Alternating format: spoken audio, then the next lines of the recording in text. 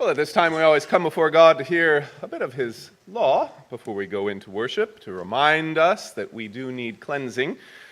We are called with an alien righteousness to worship God, as Luther said, not one that we have generated, but one given to us.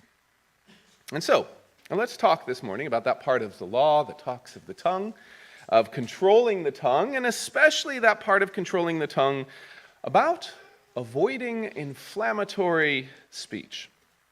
Remember what James says. The tongue is a fire, a world of iniquity, an unruly evil. James 3, 6, and 8. Now you can read that. You can read James's colorful language about the tongue being a fire and think that James is warning us against opening our mouths when we are fiery mad. But inflammatory speech is different than angry speech. Angry speech is a thing you say when you are burning with anger. Inflammatory speech are things you say which are meant to provoke others to anger. Inflammatory comes from that Latin word inflammare, which means to light on fire. So it doesn't mean to be on fire, it means to set something else on fire. So an inflammatory speaker can be quite cool, calm, and collected, as they say what they say. From my own memories, President Obama, in his mild manner and lugubrious disposition and well-ironed shirts, could be calculatedly inflammatory and yet always calm.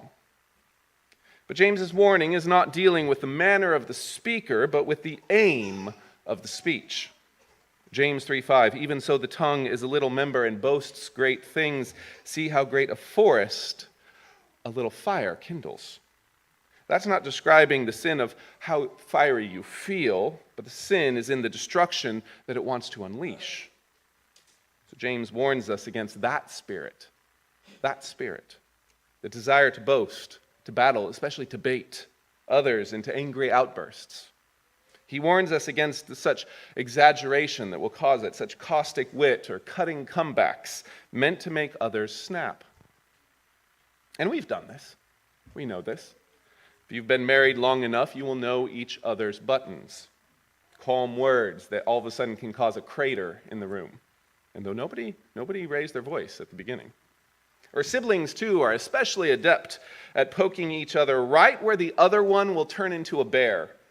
Often as mom or dad are watching the angry outburst, but ignorant of the process and who the real offender is. But perhaps the most outrageous inflammatory speech exists on internet exchanges today. Two parties who geniusly, brilliantly misappropriate each other's meanings, and then stupidly say to the other's tirade, "I don't know why you're so angry." But let us be different than that. Beware the speech you use. Beware the cause you want to affect. And this reminds us of our need to confess. So hear this from Psalm 32. I acknowledge my sin to you, and my iniquity I have not hidden. If you're with us